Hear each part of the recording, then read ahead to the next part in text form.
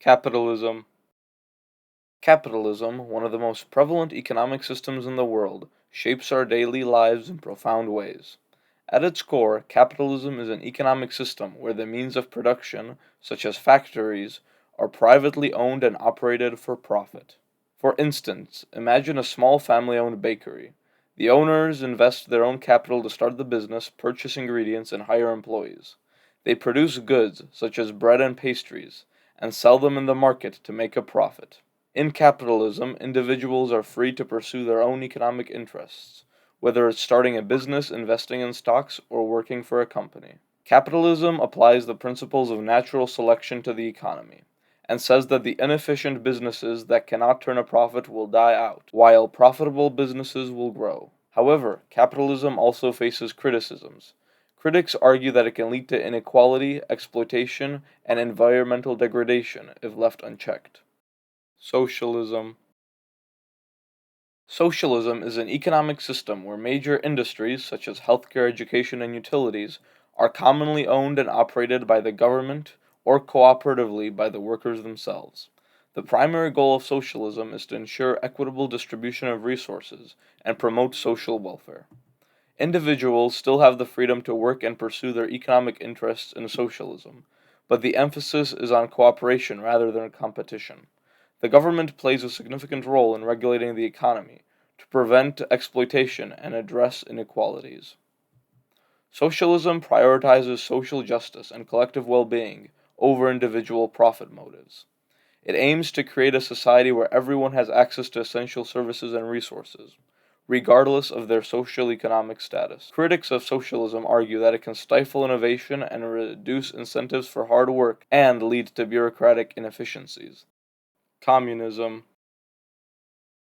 Communism is an economic and political ideology that advocates for the collective ownership of the means of production, distribution, and exchange. In a communist society, resources such as factories, land, and businesses are owned and controlled by the state. Major industries and resources are commonly operated by the government or worker cooperatives, with the ultimate goal of creating a classless society. Communism seeks to eliminate the concept of private property and promote the idea of common ownership. In theory, this leads to the abolition of social classes and the establishment of a society where everyone contributes according to their abilities and receives according to their needs. Individuals in a communist system are expected to work for the collective good rather than personal gain.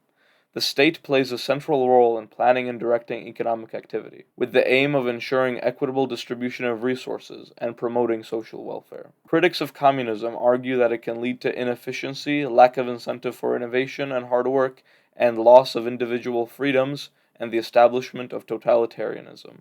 Feudalism. Feudalism was a dominant social and economic system in medieval Europe, characterized by a hierarchical structure based on land ownership and loyalty. At its core, feudalism revolved around the exchange of land for military service and obligations between lords and vassals. In a feudal society, land was the primary source of wealth and power. Kings or monarchs granted parcels of lands, known as fiefs, to noble lords in exchange for their loyalty, military service, and protection. These lords, in turn, granted portions of their land to vassals, who pledged allegiance and service in times of war. Feudalism was characterized by a decentralized system of governance, where local lords held significant authority over their territories. While feudalism provided a sense of security and protection in a turbulent era, serfs were bound to the land and had few rights, living at the mercy of their lords' decisions. The decline of feudalism began with the rise of centralized monarchies, the growth of trade and commerce, and the Black Death, which led to labor shortages and increased demand for freedom among the peasants. Barter economy. The barter economy is a system of trade where goods and services are exchanged directly for other goods and services, without the use of money as a medium of exchange. In a barter system, the individuals or communities rely on the principle of mutual benefit to obtain the goods they need. For example, a farmer might exchange a portion of their crop for tools from a blacksmith. Unlike modern economies, where currency serves as a universal medium of exchange, barter transactions require a double coincidence of wants, meaning both parties must desire what the other has to offer. This can make bartering more challenging and less efficient compared to using money. While bartering has been a fundamental form of trade throughout human history, it has limitations. Barter transactions can be time consuming and impractical, particularly when trying to find a suitable trading partner or negotiating fair exchange of value. Despite its limitations, barter economies demonstrate the ingenuity and resourcefulness of individuals in meeting their needs. Corporatism. Corporatism, as an economic and social system, revolves around the organization of society into corporate groups representing various sectors of the economy and society. These groups, often termed corporations, include representatives from labor unions, professional associations, businesses, and government bodies. Corporatism seeks to harmonize the interests of these groups within a centralized framework, aiming to achieve social cohesion, economic stability, and political cooperation. Instead of relying solely on market mechanisms or state intervention, corporatism advocates for the collective bargaining and consensus building among organized groups to address economic and social issues. In a corporatist system, the state plays a central role in mediating conflicts and facilitating cooperation between various corporate interests. For example, imagine a corporatist society where labor unions, industry associations, and government agencies collaborate to set minimum wage standards. These policies are formulated through dialogue and negotiation among representatives of different corporate groups. Corporatism also emphasizes the importance of social solidarity and collective responsibility in addressing economic disparities and promoting social cohesion. By involving various stakeholders in decision making processes, corporatism seeks to foster a sense of shared purpose and mutual obligation towards the common good. Critics of corporatism argue that it can lead to the concentration of power in the hands of organized interest groups, stifling competition, innovation, and individual autonomy.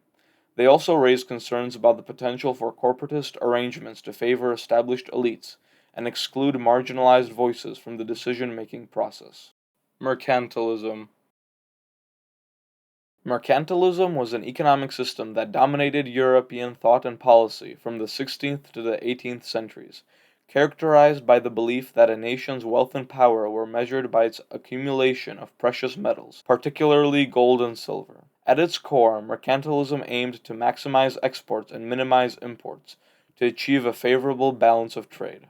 In the mercantilist system, governments played an active role in promoting economic growth and national power through various policies and interventions.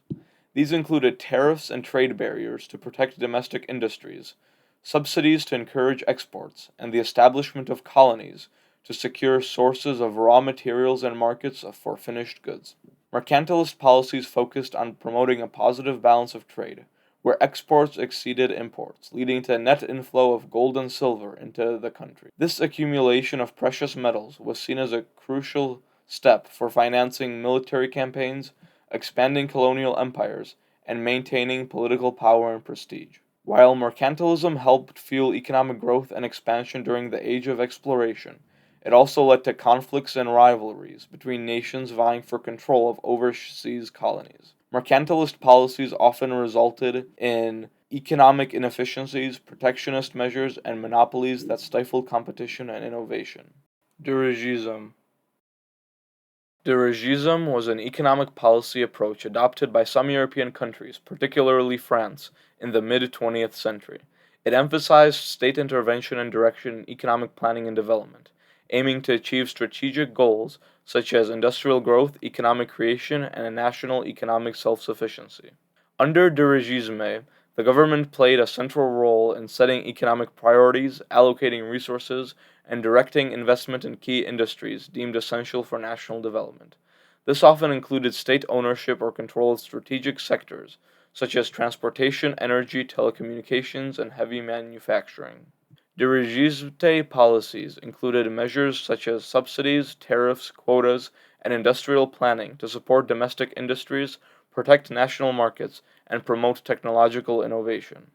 Governments also provided financial assistance, infrastructure development, and research funding to stimulate economic growth and competitiveness. While dirigisme aimed to address socio-economic challenges and promote industrialization, it also faced criticism for its potential to stifle competition, innovation, and efficiency.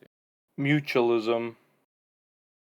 Mutualism, also called anarchism, is an economic and social philosophy that emphasizes voluntary cooperation, reciprocity, and mutual aid among individuals and groups.